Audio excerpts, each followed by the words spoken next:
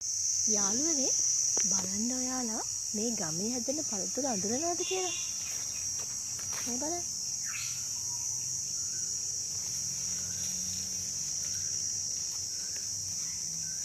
මේ බලන්න.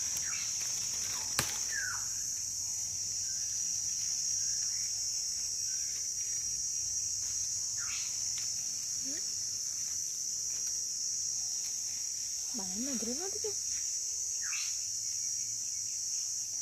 අපි මේවට කියන්නේ ඇඹිල්ල කියලා. ඔයාලා පැත්තේ මොකක් කියනවද දන්නේ? අපි නම් කියන්නේ මේවට ඇඹිල්ල කියලා.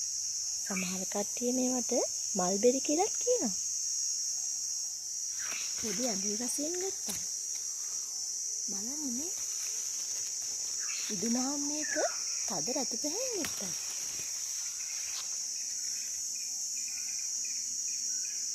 ඔයාලත් මේවා කාලා තියෙනවද?